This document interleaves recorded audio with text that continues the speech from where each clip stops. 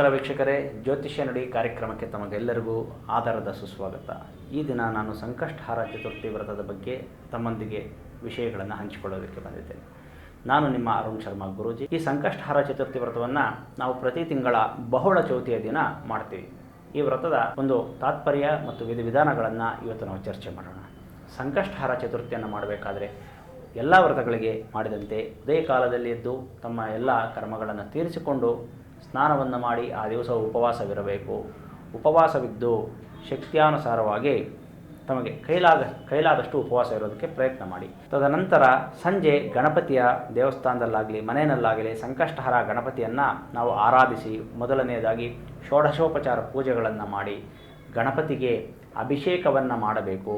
ಅಭಿಷೇಕವಾದ ನಂತರ ಅಲಂಕಾರವಾದ ನಂತರ ಗಣಪತಿಯ ಮೋದಕಗಳಿಂದ ಗಣಪತಿಗೆ ನೈವೇದ್ಯವನ್ನು ಮಾಡಬೇಕು. ನೈವೇದ್ಯವನ್ನು ಮಾಡಿದ ನಂತರ ಗಣಪತಿಗೆ ಮಹಾಮಂಗಳಾರತಿಯನ್ನು ಮಾಡಿದ ನಂತರ ಗಣಪತಿಗೆ ವ್ರತಕಥೆಯನ್ನು ನಾವು ಕೇಳಬೇಕು. ಏನಪ್ಪ ಅಂದರೆ, ಪೂರ್ವದಲ್ಲಿ ಧರ್ಮನಂದನನು ಅರಣ್ಯದಲ್ಲಿ ಸುತ್ತಾ ಇರಬೇಕಾದ್ರೆ ಸೂತ ಮಹಾಮುನಿಗಳು ಅವರಿಗೆ ಹೇಳ್ತಾರಂತೆ, ನೀನೇ ಎಲ್ಲ ಕಷ್ಟಪಡ್ತಾ ಇರೋದು, ಈ ಭೂಲೋಕದಲ್ಲಿ ತುಂಬ ಜನ ಈ ರೀತಿ ಕಷ್ಟಪಡ್ತಾ ಇದ್ದಾರೆ, ಹಾಗಾಗಿ ನೀನು ಸಂಕಷ್ಟಹಾರ ಗಣಪತಿ ವ್ರತವನ್ನು ಮಾಡು.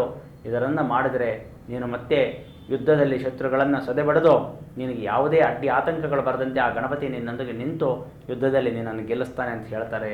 ಆಗ ಅದೇ ರೀತಿಯಾಗಿ ಶ್ರೀಕೃಷ್ಣನ ಉಪದೇಶದಂತೆ, ಶ್ರೀಕೃಷ್ಣನ ಹೇಳಿದಂತೆ ಯುಧಿಷ್ಠಿರನು ಏನು ಮಾಡ್ತಾನೆ, ಈ ವ್ರತವನ್ನು ಮಾಡ್ತಾನೆ. ಮತ್ತೆ ಯುದ್ಧದಲ್ಲಿ ಶತ್ರುಗಳನ್ನು ಸದೆಬಡಿದು ರಾಜ್ಯವನ್ನು ಹಿಂಪಡಿತಾನೆ. ಅದೇ ರೀತಿ ಪಾರ್ವತೀ ದೇವಿಯು ಶಿವನನ್ನು ಪತಿಯನ್ನಾಗಿ ಪಡೆಯಬೇಕು ಅಂತ ತಪಸ್ಸಲ್ಲಿರಬೇಕಾದ್ರೆ ಗಣಪತಿಯು ಪ್ರತ್ಯಕ್ಷನಾಗಿ, ಮಾತೆ ನೀನು ಚೌತಿ ಗಣಪತಿಯನ್ನು ವ್ರತರೂಪದಲ್ಲಿ ಆಚರಿಸುವಂಥವಳಾಗು, ನಿನಗೆ ಮುಂದೆ ಕ್ಷೇಮವಾಗುತ್ತೆ ಅಂತ ಹೇಳ್ತಾನೆ. ಆ ಗಣಪತಿಯ ಮಾತನ್ನು ಕೇಳಿದಂತಹ ಪಾರ್ವತೀ ದೇವಿಯು ತಕ್ಷಣ ಸಂಕಷ್ಟಹಾರ ಗಣಪತಿ ವ್ರತವನ್ನು 21 ತಿಂಗಳುಗಳ ಕಾಲ ಮಾಡ್ತಾಳೆ.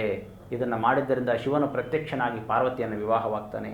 ಈ ರೀತಿಯಾಗಿ ಯಾರಾದರೆ ಈ ಕಲಿಯುಗದಲ್ಲಿ ಸಂಕಷ್ಟಹಾರ ಗಣಪತಿಯನ್ನು ಪ್ರತಿ ತಿಂಗಳಲ್ಲಿ ಆಚರಿಸ್ತಾರೋ ಅವರೆಲ್ಲರಿಗೂ ಗಣಪತಿ ಅನುಗ್ರಹದಿಂದ ಆಯುರಾರೋಗ್ಯಗಳು ಪ್ರಾಪ್ತಿಯಾಗುತ್ತವೆ. ಈ ಸಂಕಷ್ಟಹಾರ ಚತುರ್ಥಿಯ ದಿನ ಮಹಾಮಂಗಳಾರತಿಯ ನಂತರ ಎಲ್ಲರೂ ಚಂದ್ರ ದರ್ಶನವನ್ನು ಮಾಡಬೇಕು.